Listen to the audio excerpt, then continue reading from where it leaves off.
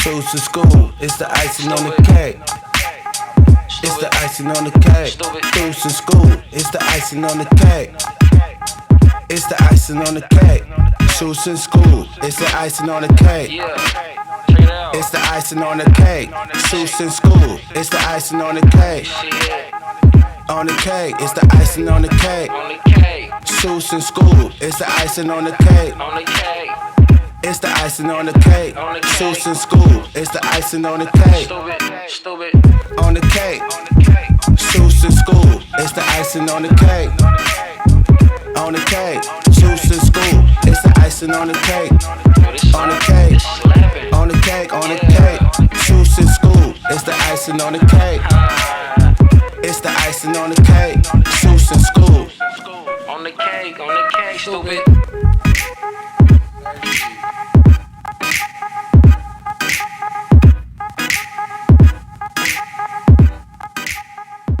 Yeah, man. Icing on the cake, man. Another episode, man. Susan Scoop. Another one like the other one. Yes, sir. This week we got, man, Clarence Jackson, man. cjagproperties, man.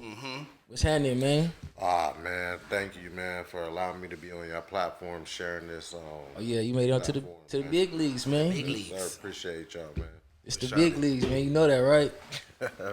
Hey, it's a league, man. I ain't gonna lie, but we don't have no regular smugglers, man. So you feel me? You know what I'm saying? We appreciate you coming on the show, man. It's a blessing, man. For real, man. Can you let the people know where you from, where you at? Yeah, I'm from Stockton, California. I'm out here local, Stockton, doing my thing out here. I ain't gonna lie, you probably gonna have to lean forward just a little bit. You feel me? Just, you know what I'm saying? I know you know what I'm saying? Yeah. You know what I'm saying? But what's happening though, man? What you got going on, bro? What you got going on, man? Man, just doing my real estate thing. You know, real estate investing, teaching, building houses. That's my day-to-day operation, and just teaching the game of real estate investors. I ain't gonna lie, you had got my attention, man. I've been seeing you been putting together a couple of little events out here, man, between here and Atlanta, Texas. You know what I'm saying? You've been out in Vegas. You've been moving around, man. Got a lot of big things going on right now, man. Yeah. Properties up, you know what I'm saying? Yeah, that's a different venture. That's a little mix. That's just like my entrepreneur journey, just me trying to make those connections, build relationships with different people. You know what I mean? Because that's where success comes, is in relationships. Yeah, a lot of people don't understand that, though, that relationships is a major key to success. Success, yeah, get you far. For real. How long you been in business? Like, how long you been doing it? Real estate, I've been doing real estate for about almost 10 years now. 10 years plus? Yeah. 10 years? Yeah, it's been about 10 years. Just as an entrepreneur, I started my entrepreneur journey in 2014, so it's about 8 years. 8 years by yourself? Yeah. For sure. Just trying different avenues. And then, you know, real estate just been one of them things that's always been around me. But just like from a professional standpoint, about 2016 is when I start taking real estate serious. How'd you go ahead? Yeah. How'd you start real estate? Like, how'd you get into it? Like, what made you want to do it? Or is it always something you need to do? It's crazy, right? Like, life is crazy how it prepares you to you know, kind of reach out to your calling, like indirectly without you even knowing it. Real estate, my grandparents, they had this property, and it kind of fell in my lap. You know, the taxes was due. My family, they was lacking on it. I was out in New York going to school. So I would say, you know what, I had some money put up. I took care of the taxes, and I told my sisters and brothers, like, look, y'all not taking care of it, so I'm going to kind of take ownership over it. So that was like my first, like, instance of kind of learning the game of real estate was that standpoint. But after that, you know, I graduated college. I started managing the Port of Oakland. And I was with the company for about a year and a half, and then the company went bankrupt. So then, you know, like once you going bankrupt, you losing your job, they doing layoffs. I had this property. I was like, man, and I always tell people like, you know, like in a relationship, like, you know, corporate America betrayed me. So I was, I was stuck on that. So I was like, you know what? I'm not gonna go back to the 9 to 5. I gotta make it work. So I started trying to do a rehab because the property that my grandparents left me was a distressed property. That's like a rundown, low budget property. So I started trying to do my That's a distressed property. yeah, distressed property is like a property under market value. Like a bando. You know what I mean? In layman terms, it's like an abandoned house. So I had this property. So I started, watching everybody watch HGTV, fixer uppers, flippers, all that type of stuff. So I started, getting my hands dirty. So I'm working on this house, and me and my brothers, doing a little, watching YouTube, grabbing books. This Arabian man came through, and he asked me if he can purchase a house. So at that time I just get laid off. I got a son on the way, and this dude put in an offer. He said, "Man," and I already had spent about $15,000 in taxes and back taxes just to bring it up to date. So from that standpoint, I'm like, okay. He came in. He said, "I give you $40,000 for the house." So I'm like, okay, 40K. I put in 15. Like I'm like, fuck this house. Like 40. Like I ain't really touched $40,000 in cash. He said we can close in like 3 to 5 days. So I'm like, all right, I'm thinking about it. But something told me, like, you know what? He knows something that you don't know. So I countered him. I said, man, give me 60,000. Right? He instantly was like, deal. So that solidified it for me. Like he really knows something that I don't know about this property. So I need to figure it out. So then I told him, you know what? This property was, my grandparents. I really don't want to sell it. And then he asked me like what I had going on in life, and I told him, I just got laid off. I'm trying to, bring this property up to value so I could do something with it. He said, okay, well, I'm gonna do something for you. He said, hey, go find me properties that look like yours. So I said, what do you mean? Properties? He's like, go around and find me properties that look like yours, and I'll give you $1,000 for each property. So I did it. I went up to Modesto, Tracy, Lodi, and I brought him back about 25 properties. He ended up, Hustle. yeah, yeah. I just was. He said $1,000, so I brought him back 25 properties. Well, he closed on 15 of them, and he gave me $15,000. That's like the quickest $15,000 I made in less than a month. It was like about 3 weeks, and so that right there is called wholesaling real estate. So that was my entry level of how I got started into real estate investing. So that's like the entry level of real estate investing. Taking notes. That's a real game right there. Yeah, so that was my first mentor. So then I learned the game. So then I asked him a question. I said, look, I'm like, man, how are you able to pay me $15K? He was like, well, I made, $500,000 off these 15 properties. Right? So I was like, okay, he paid me $15K, and I just made this man $500,000. So then that's when I started knowing, like, this is where I need to be at. This is the vehicle. This is the wealth vehicle that I need to be a part of. So from there, I just took it to the next level, started joining mentorships, going to seminars, and just kind of, filling up my toolbox with all type of real estate strategies. You got like a portfolio and shit, stuff like that? Yeah, so like, I got a formula that I created over the last 2 years, where I hold 4 properties and I flip 6. So I do 10 a year. So I'm touching 10 properties a year minimum. So I hold 4 and then flip 6. And then I do it strategically. Like I build houses. I get distressed under market values, fixer uppers, and things of that sort. But so You just sit back then. You just sat back like that ain't nothing, bro. You been doing it though, like you feel me? You just sat back like that wasn't nothing. Yeah, Like, I'm listening like this damn, nigga made crazy. me want to stop doing what I'm doing to start real estate. Real estate, for real. for real. Like, but this what people gotta know. This ain't for everybody. You got to have hustle. Passion. You listen. If you just listen to what he just said, it started from him just being curious. Hold on, man. It's something to this. You feel me? It ain't. You know what I'm saying? It's something to this. You feel me? You know what I'm saying? It sparked the interest. You feel me? Because it's money being circulated around here. You feel me? So I feel like even when you took them 25, you went and ran up 25 houses, and you learn a game. You being mentored at the same time.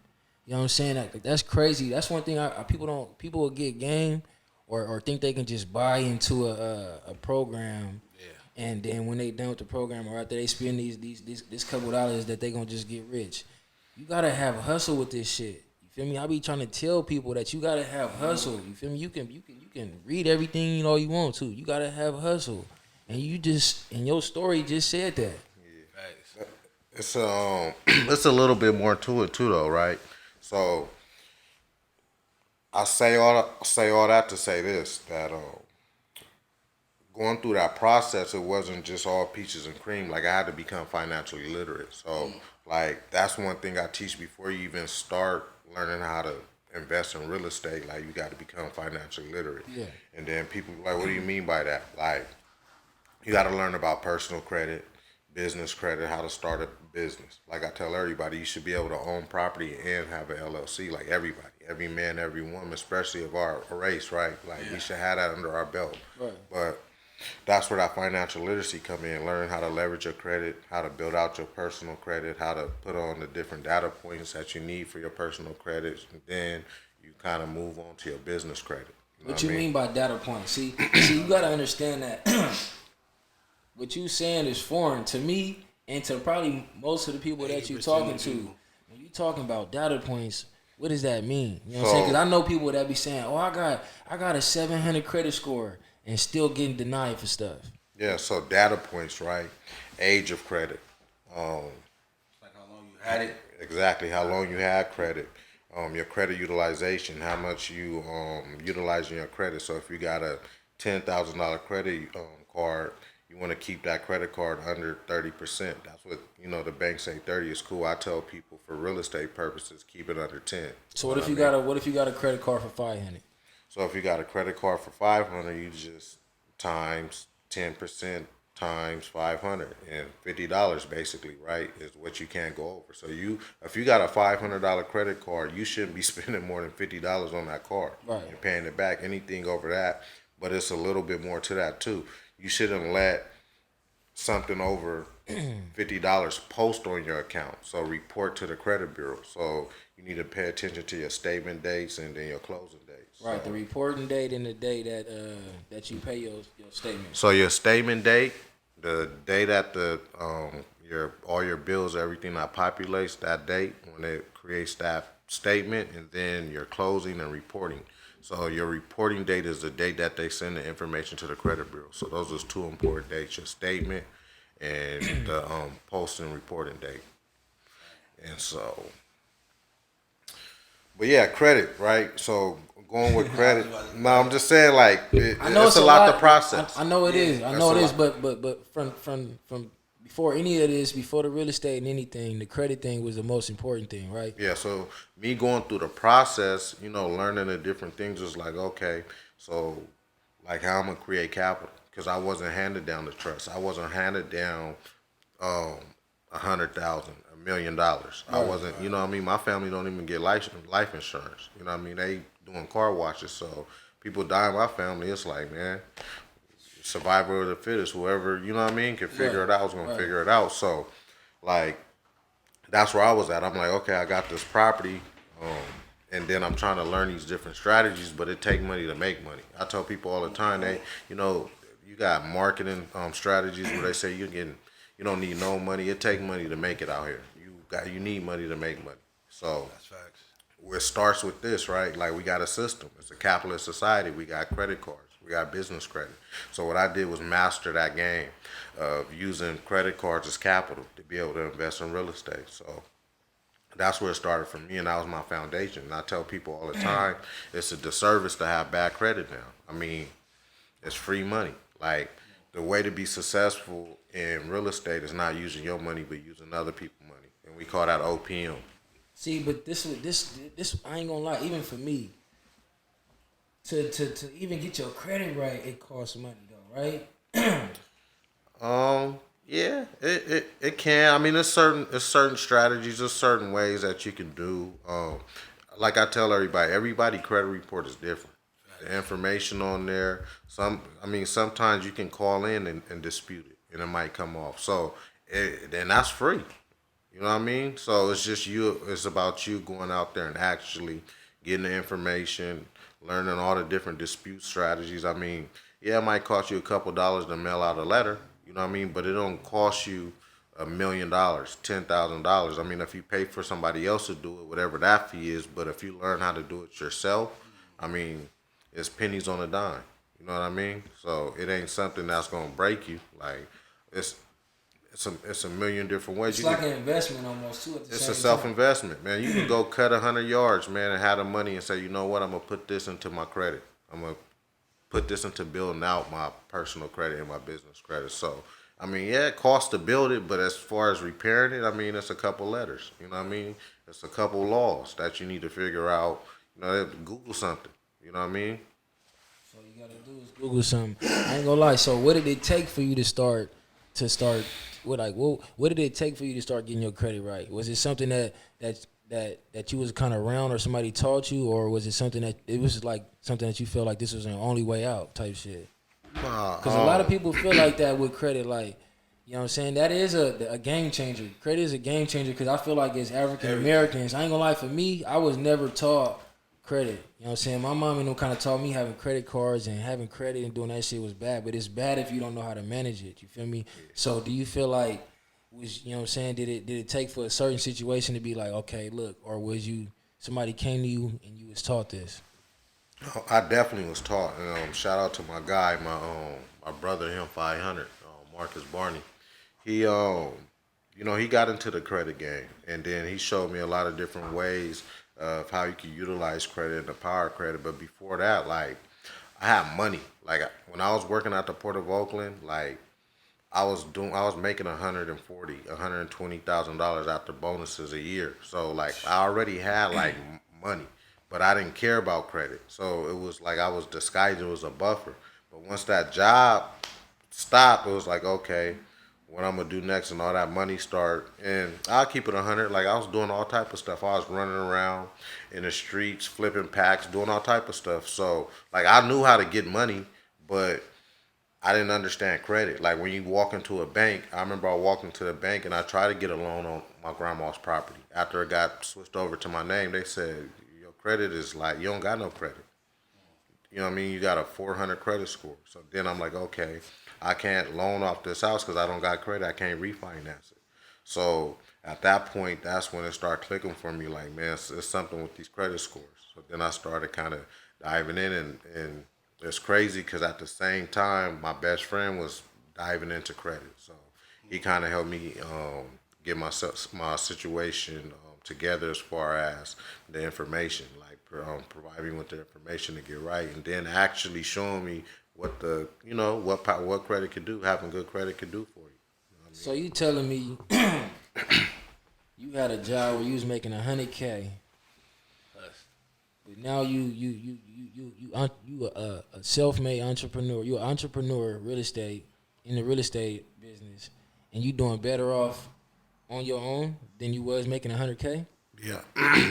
So, like I tell everybody, when I first got into real estate investing, I didn't really even understand like the numbers, right?